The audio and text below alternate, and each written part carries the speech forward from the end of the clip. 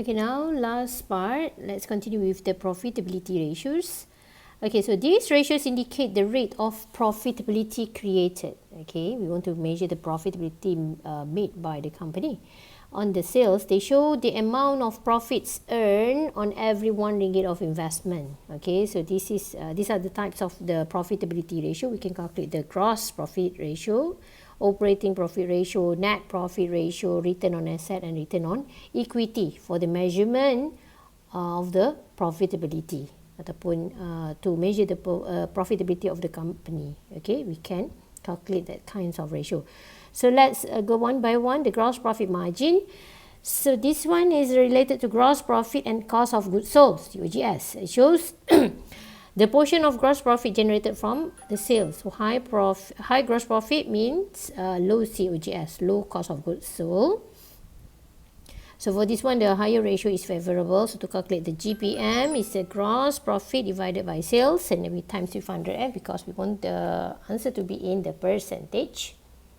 Okay. Okay, next the operating profit margin, OPM. This one related to the operating profits or the earning before interest and taxes. Okay, and operating expenses. It shows the portion of operating profit generated from the sales. So the high operating profit meaning the company has a low operating expenses. So the ideal one, we want the higher ratio. Okay, for all kind of the profitability ratio, the higher is the more favorable. Okay, so to calculate the operating profit margin, okay, we divided the operating profit or the earning before interest and taxes with the sales. Okay, sama juga, we times with 100% to get the answer in the percentage. And then the net profit margin, okay, it looks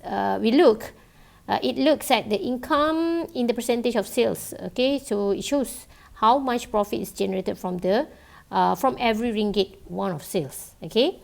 So sama. So this one is higher ratio is favorable. So to calculate the net profit margin is the earning after tax ataupun the net income. We divide it by the sales and times with 100% to get the answer in the percentage. Okay, next is the return on equity. Okay, so this one measures the overall profitability of the firm. Okay, it shows how much return is obtained by the shareholder from every ringgit of their investment. So this one, okay, we calculate the ROE by dividing the earning after tax with the total equities. Okay, and then we times with 100%. So sama, this one the higher the better. Alright. So kita nak tengok how much profit the company generates with the money shareholders have invested in, kan? And then the last one is the return on asset, ROA ataupun ROI, return on investment. It shows the management's ability to generate income from investment in assets. So we divided the earning after tax ataupun the net income with the total asset with times with 100%. So sama juga for this one, the higher ratio is better. Okay. So the ROA tells you what earnings were generated from invested capital assets. So how profitable a company, okay, is relative to its total assets. So ROA gives the idea to how efficient management is at using their assets to generate earnings. Okay, I think that's all for the ratio. Okay, the next one, DuPont, okay, will be continued in the next video. Thank you.